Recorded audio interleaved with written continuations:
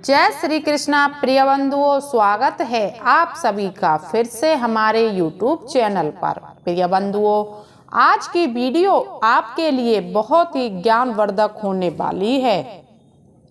इस कहानी में हम जानेंगे कि क्या बेटी के घर खाने से जन्मों तक हमें पाप भोगने पड़ते हैं।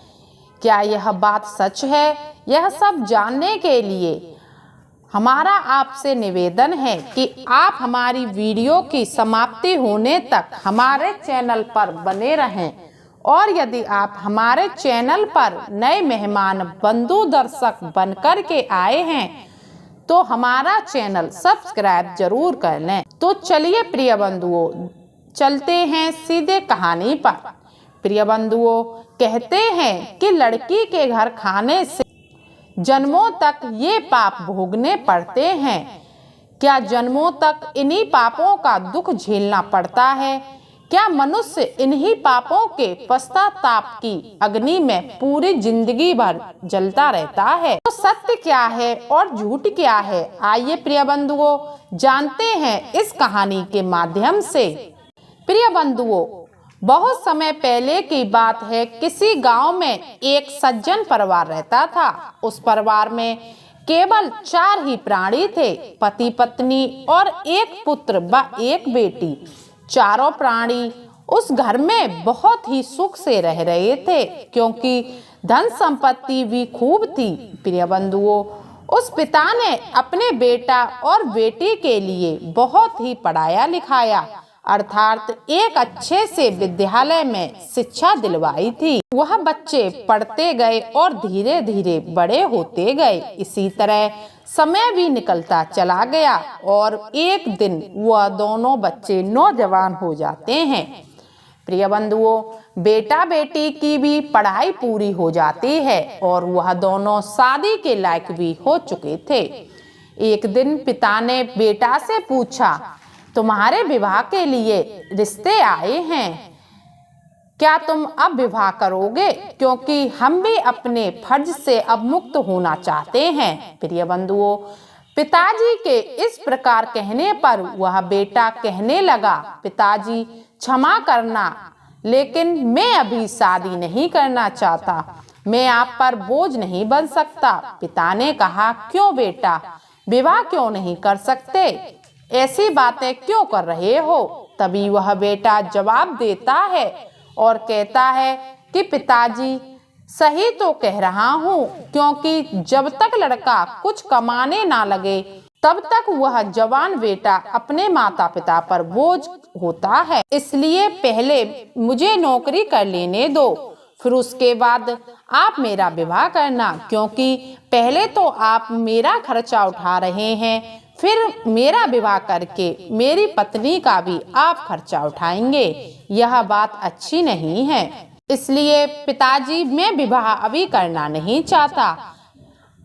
ऐसा करिए, आप हमारी छोटी बहन का विवाह कर दो जो आपकी बेटी है, लेकिन मैं अभी विवाह नहीं करना चाहता हूँ। प्रिय बंधुओं, बेटे की बात सुनकर उस पिता ने कुछ दिनों बाद ही अपनी बेटी की शादी एक अच्छे परिवार में कर दी। इधर प्रिय बंधुओं, जब बेटी की शादी हो जाती है तो कुछ दिनों के बाद में उस बेटा की भी सरकारी नौकरी लग जाती है और वह बेटा नौकरी करने के लिए शहर में चला जाता है।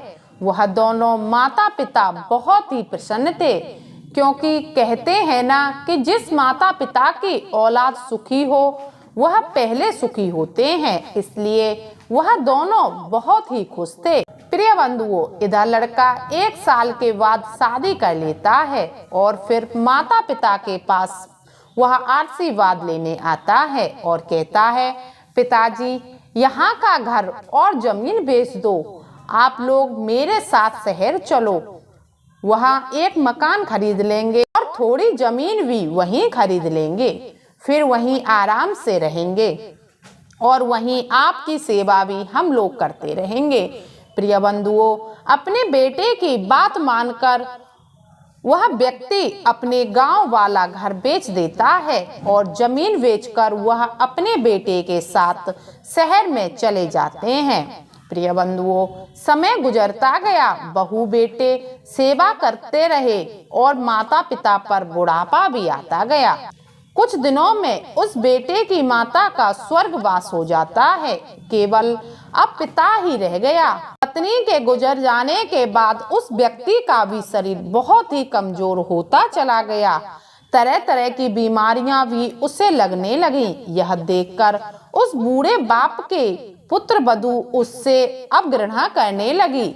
नतीजा यहाँ तक आ गया कि एक दिन पुत्र वधू ने अपने पति से कहा कि आप अपने पिताजी को वृद्धाश्रम में छोड़ आओ, क्योंकि अब मेरे बस की नहीं है कि मैं इनकी सेवा कर सकूं, कि इनके लिए अनेक तरह की बीमारियां लग चुकी हैं।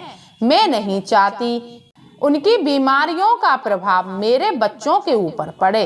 प्रिय बंधुओं, वह बेटा अपनी पत्नी की बात मानकर और अपनी पत्नी के कहे मुताबिक अपने बूढ़े पिता को वृद्धाश्रम छोड़ने के लिए चला जाता है और अपने पिता से कह देता है कि आपको जब कोई परेशानी हो तो मेरे लिए चिट्ठी लिखकर भेज देना, मैं आ जाया करूँगा।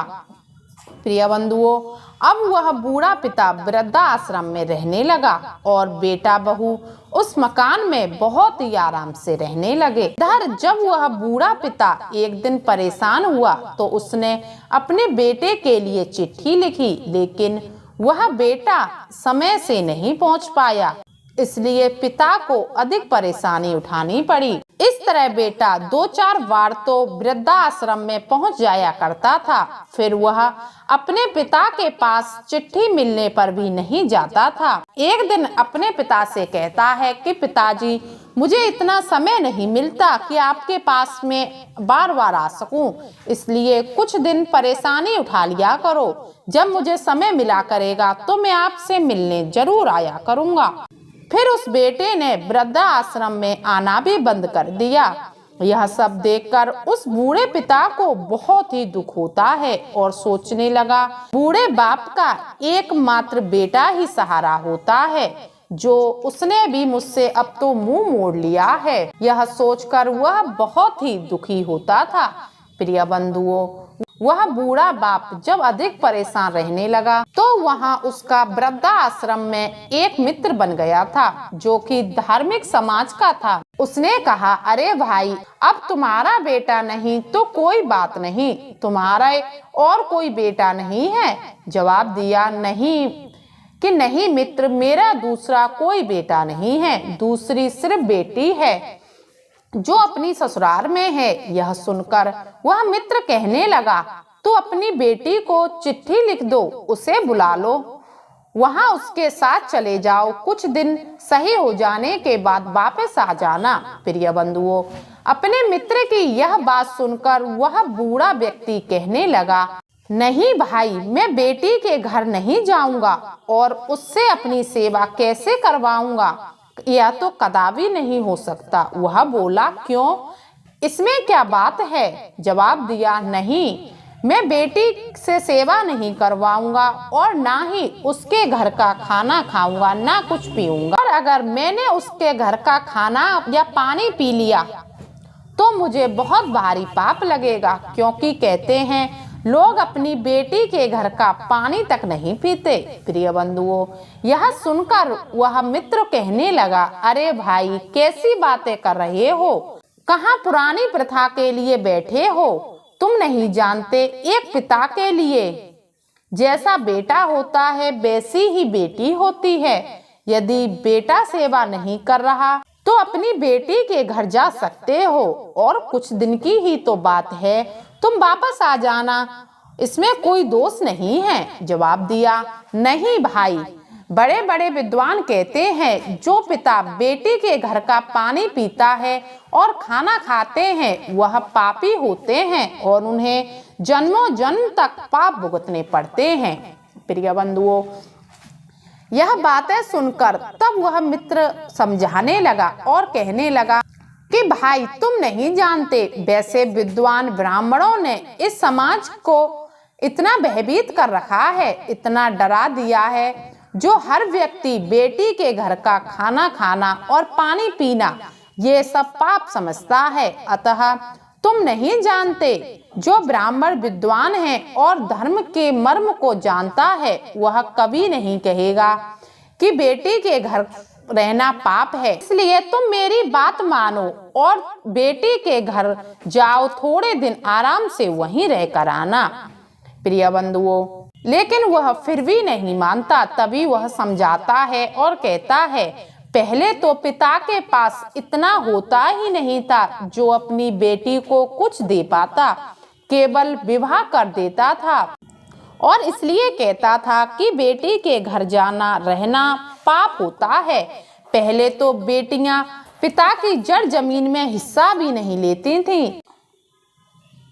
जो देते थे वह अपनी बेटी को विवाह में ही दे देते थे, इसलिए बेटी के घर जाना वह पाप समझते थे। लेकिन आज तो वह जमाना ही नहीं है, क्योंकि अब तो पिता अपनी बेटी के लिए अपनी संपत्ति में भी बराबर का हक मानते हैं और शादी विवाह में भी बेटी के लिए बहुत दहेज देते हैं और अगर बाद में भी बेटी आती है तो उसे देते ही रहते हैं। इसलिए कोई भी पिता के लिए बेटी के घर जाना या रहना पाप नहीं है। इसलिए तुम यह पाप क्यों मानते हो? जवाब दिया, भाई पाप तो है।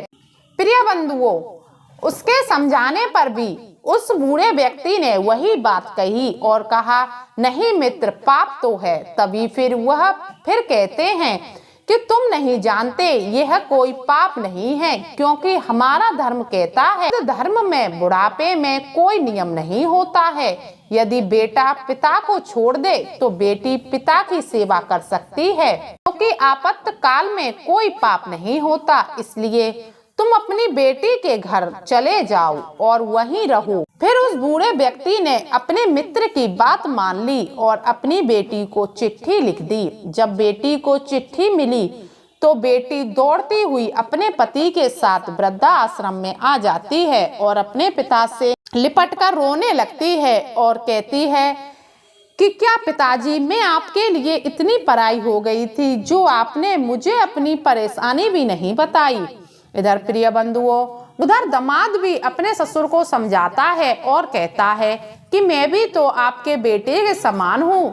आपको इतनी परेशानी थी लेकिन आपने एक बार भी एक चिट्ठी लिखकर नहीं भेजी। चलो अब आप हमारे पास रहो चलकर। प्रिय बंधुओं, फिर वह बेटी और दामाद उस बूढ़े व्यक्ति को अपने घर पर ले जाते हैं। फिर वह बेटी अपने पिता की बहुत अच्छे से देखभाल करती है। तो प्रिय बंधुओं, यह कहानी सिर्फ हमें यही सिखाती है कि लड़की के घर का खाने में कोई पाप नहीं होता, ना ही कोई दोष होता है। पहले के व्यक्ति थे वह सिर्फ यही कहते थे लड़की के घर का खाने में पाप होता है, लेकिन ऐसा कुछ नहीं है। बेटी के घर का खाने में कोई दोष नहीं है।